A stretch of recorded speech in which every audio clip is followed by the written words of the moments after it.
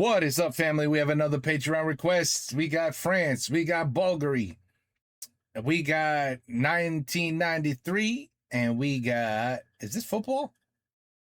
We got the catastrophic scenario. Okay. It's football.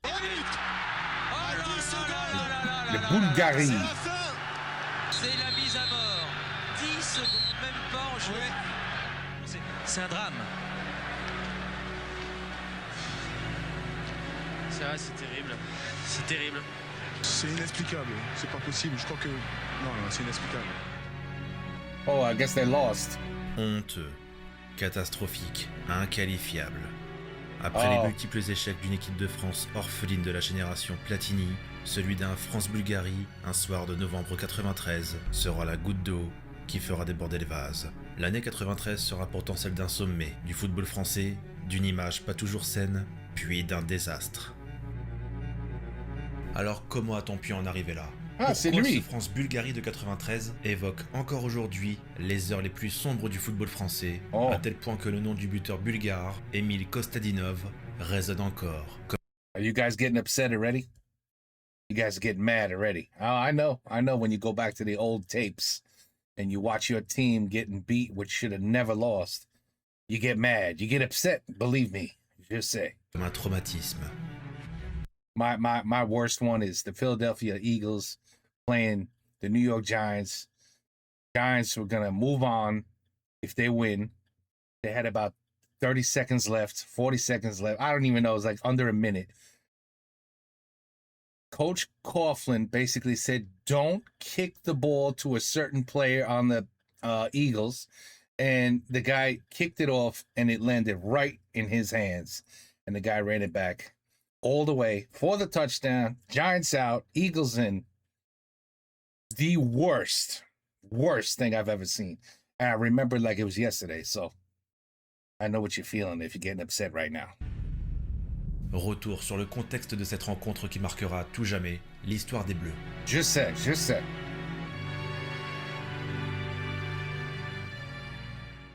Vous imaginez si on va pas aux États-Unis? Ah non, je préfère ne pas y penser.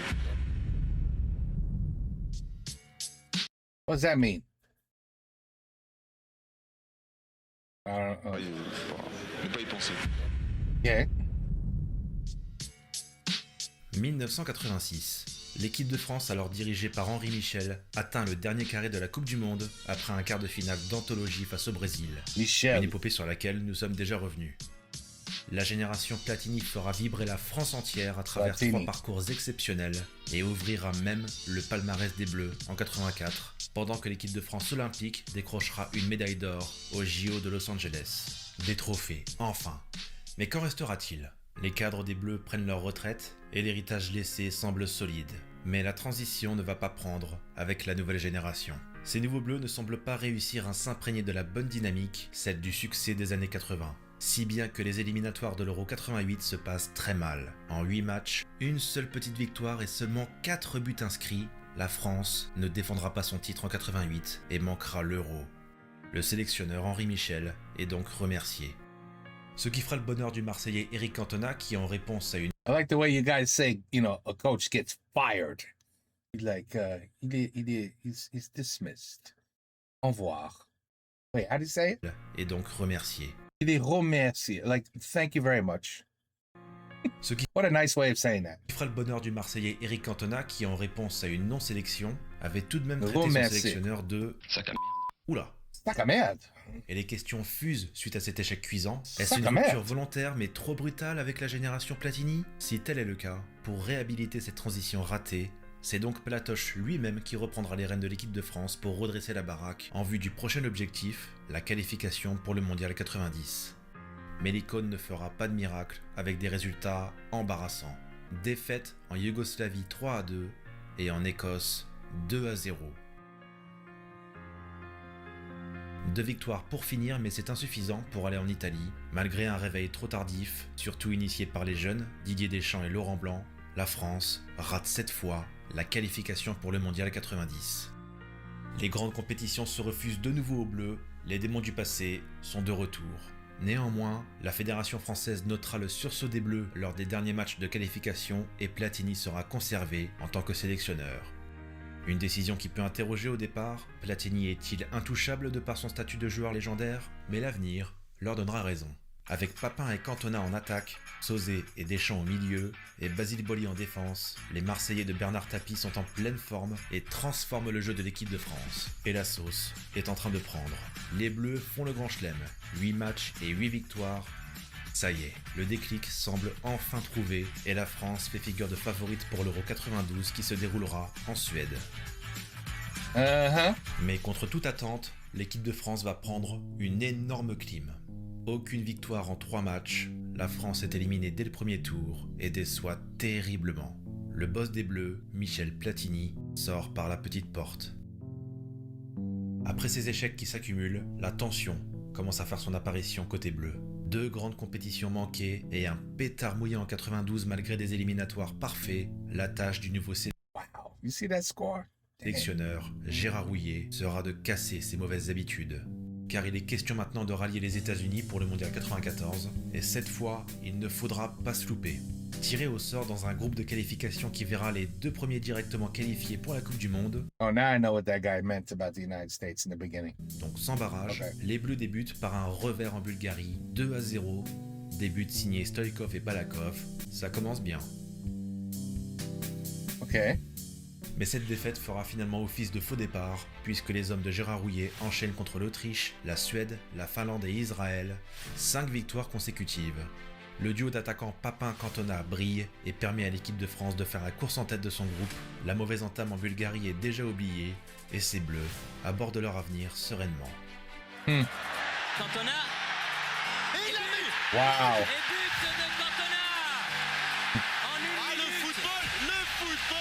La France peut déjà prendre une sérieuse option sur la qualification lors d'un déplacement en Suède, dans la mythique enceinte du Rasunda de Stockholm, théâtre de la finale du Mondial 58, où Pelé est devenu champion du monde à 17 ans.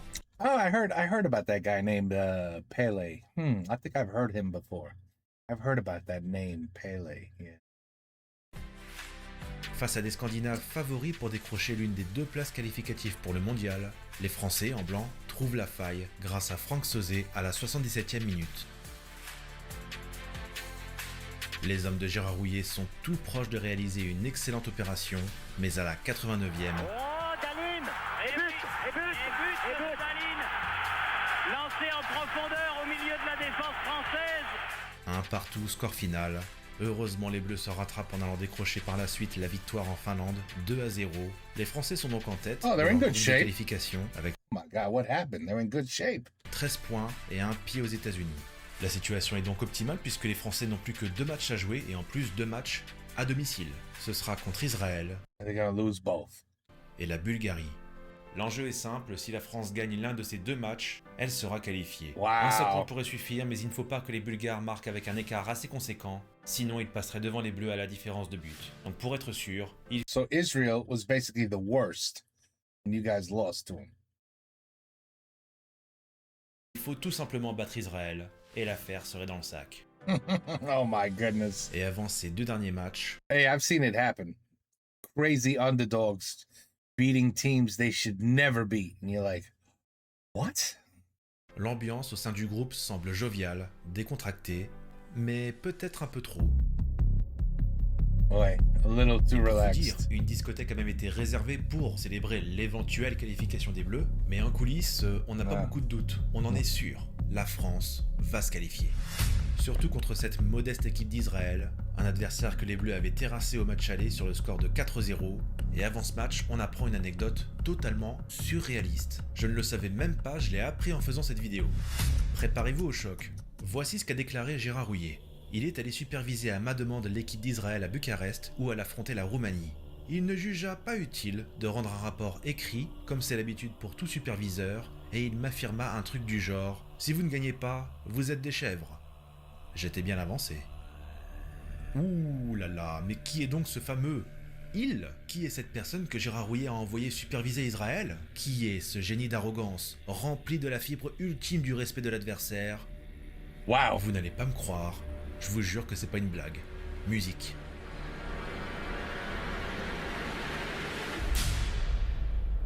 Raymond Domenech. Really? C'est magnifique. 13 octobre 93, premier match au Parc des Princes contre Israël. Prendre un point contre cette équipe semble donc, si on en croit l'entourage de Gérard Houllier, quasiment dans la poche, d'autant que les Français sont invaincus au Parc des Princes en compétition officielle depuis 4 ans et demi, et qu'Israël n'a pas gagné un match depuis 1 an et demi.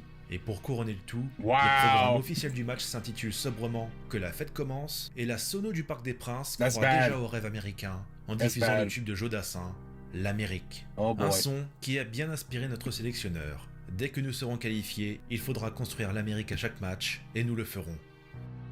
Wow. Bon, bah après une telle déclaration, je n'ai qu'une chose à dire.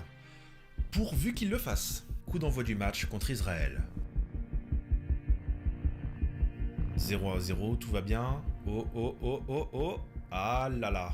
Dès la 20e minute, l'Amérique prend un coup. Heureusement, à la demi-heure de jeu, Franck Sauzet dissipe les doutes et très vite après, Ginola inscrit son premier but en équipe de France et donne l'avantage 2-1. Oh, qu'elle est belle! Oh, un but aérien du meilleur buteur français actuel, David Ginola! Il est beau! La France pense tranquillement filer vers la qualification, mais attention à ne pas trop ralentir.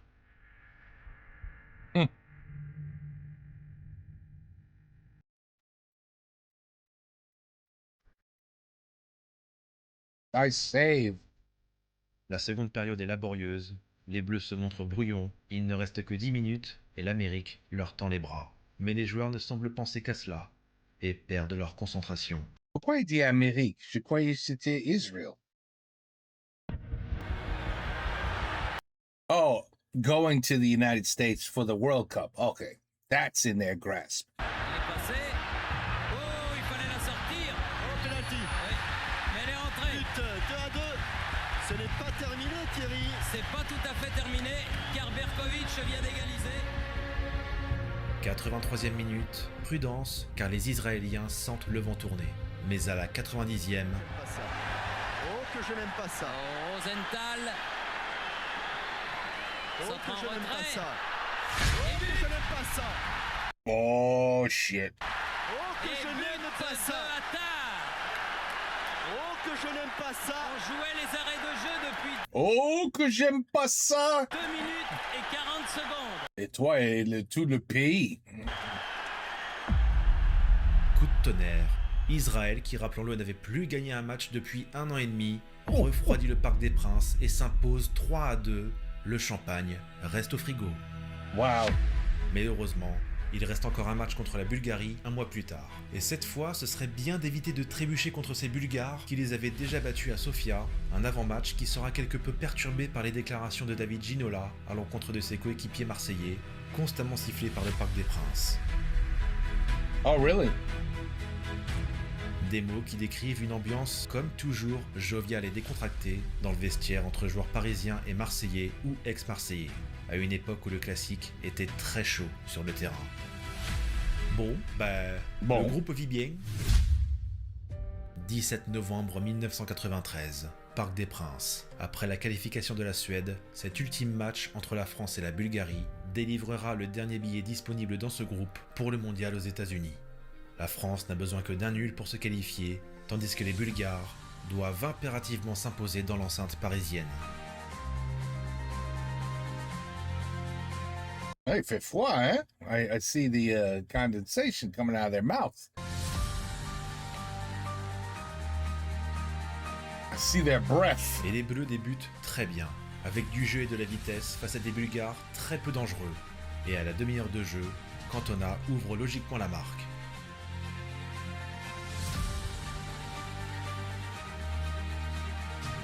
Mais seulement 6 minutes plus tard, Bien frappé, bien frappé. Premier poteau, but de Kostadinov. Tête de Kostadinov, Some of these plays are amazing. bien frappé. What a headshot. Tendu. Kostadinov, Wow. l'un des deux Bulgares qui n'a pas fait le voyage avec le reste de l'équipe car il n'avait pas de visa. Celui-ci a donc réussi à passer la frontière discrètement en voiture par Mulhouse. Il n'aurait donc pas dû être là ce soir, Wow. mais il parvient pourtant à tenir les Bleus en échec. Des Bleus qui décidément n'arrivent toujours pas à se mettre à l'abri. Wow.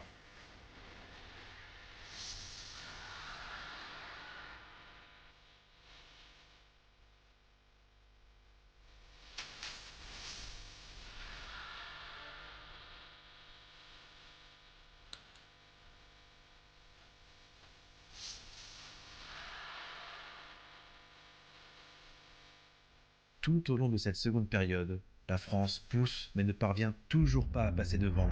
C'est alors qu'un léger son inquiétude traverse le parc. Car si la Bulgarie marque, c'est fini. Hey, what happened there?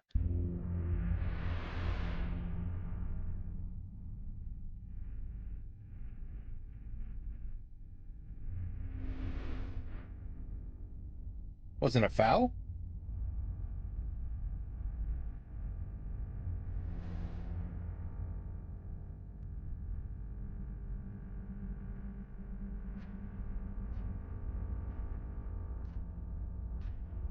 L'attitude des tricolores n'est pas très bonne. En milieu de seconde période, ces Français semblent en contrôle mais cherchent surtout à ne pas encaisser, plutôt que de tout tenter pour marquer. Plus les minutes passent, plus la qualification se rapproche, mais toujours un partout.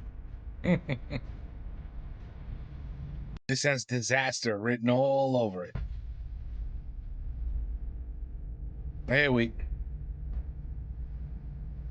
You know, the title kind of ruins the video because, you know, as soon as he started talking, you're like, oh, they lost.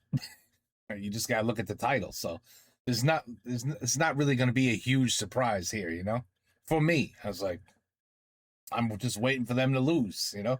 C'est triste, mais I already know what's going to happen. Toute la France retient son souffle dans les ultimes instants de la partie et les Bleus obtiennent un coup franc libérateur en fin de match. C'est là-bas. Ouais, la faute. Oui, c'est Yeah, he basically just, that's a penalty. aussi la faute. Mais au lieu de conserver le ballon dans le coin du terrain, David Ginola centre pour personne et redonne le ballon au Bulgare. What? Why? C'est Kremenliev qui va récupérer ce Pourquoi? ballon. On est dans les 10 secondes de la fin du temps réglementaire. Benef loin devant. Attention. Attention Kostadinov. Wow. With 10 seconds left. Oh À là 10 là secondes. là là là là Oh la is right. là là là là. C'est la fin. À 10 secondes À 10 de la fin. secondes, Kostadinov qui m'a... Oh my Aïe, aïe, God. aïe, aïe, aïe, quelle catastrophe. 10 secondes de la fin. 10 secondes. C'est le but de Kostalinov. C'est la mise à mort. 10 secondes, même pas en jouet. That's like a Hail Mary. 2 seconds left, and you're like, oh, we got this. Did we just lose? Did he catch that? Et un ballon là-bas sur le coup franc, alors qu'on avait un bon ballon à garder dans le coin. On l'a perdu. On est éliminé. Et France, voilà, la non. Bulgarie est qualifiée pour la World Cup, les larmes de Didier Deschamps. C'est la Bulgarie qui ira avec la Suède. Oui. Une réaction, Marcel Desailly. Un mot, Marcel, c'est une immense déception. Non, Marcel Desailly qui ne souhaite pas parler. On ne va pas aller auprès des joueurs. C'est un moment de grande, grande tristesse. Il pleure, Marcel Desailly. Ils pleurent tous. Il n'y a que les Bulgares pour avoir un semblant de joie, c'est normal. Un mot de Basile Boli. Je suis juste à côté de Basile. Sans doute extrêmement déçu comme nous tous. Oh, c'est incroyable. Putain, non, c'est inexplicable. C'est pas possible. Je crois que. Non, c'est inexplicable. Putain, c'est incroyable. Merci, Basile. Et le Parc des Princes silencieux qui communie vraiment. La Wow. tristesse, elle est sur les épaules de tous. D'un seul coup, le Parc des Princes s'est éteint. Well, sorry to make you guys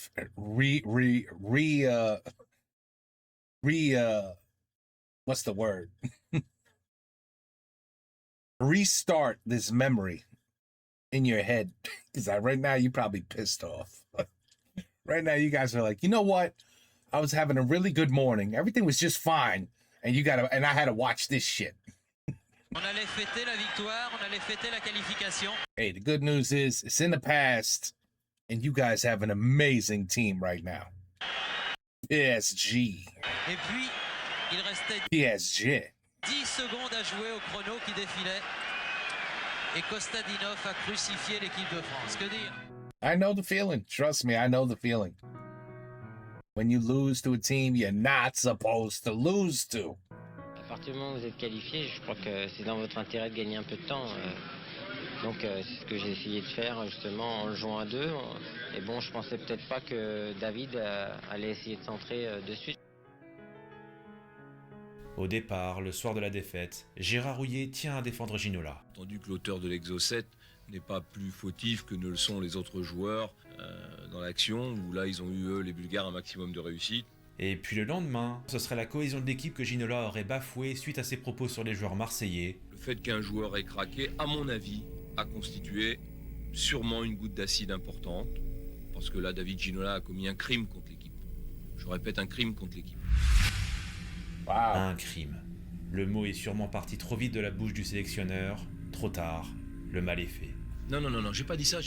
J'ai dit qu'il a commis quelque part un crime contre la cohésion et l'esprit d'équipe. À partir du moment où un joueur ne respecte pas le groupe, ne respecte pas la solidarité du groupe, ou la menace, à un moment aussi important que celui-là, je dis c'est grave, c'est tout.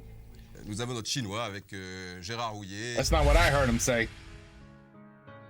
Des propos qui feront date et qui poursuivront David Ginola tout au long de sa carrière en équipe de France, comme un spectre dont il ne pourra se défaire.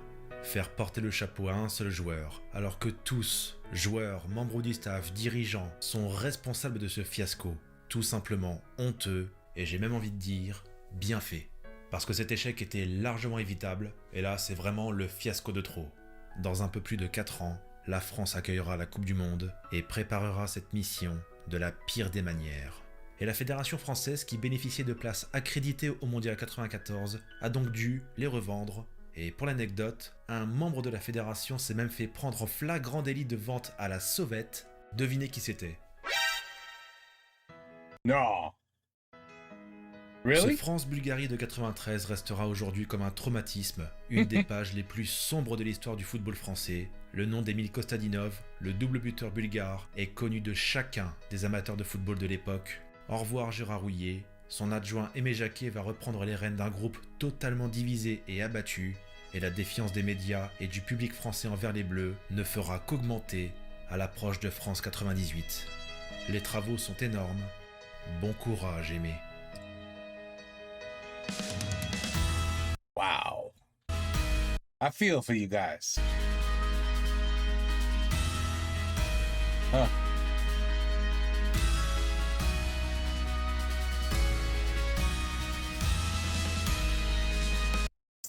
Good video. Yeah, I know you like, no, it was not a good video. It was a terrible video. I never want to see a video like this again, D. I don't. Hey, it was a request. I had no choice. Me, yeah. Trust me, I've been there. I know how it feels. You know, we have this saying over here, any given Sunday. That's what we say about football here. You know, you look at the stats and you're like, okay, what do we got here? We got the Cleveland Browns are playing the New England Patriots. Patriots are like 13-0, and let's see, Cleveland Browns are 2-11. Patriots seem to be getting 12.5 points. Do we think the Patriots can beat the Patriots? The Patriots can beat the Cleveland Browns by at least 12.5? I mean, shit, they should win by at least 35 to like 10.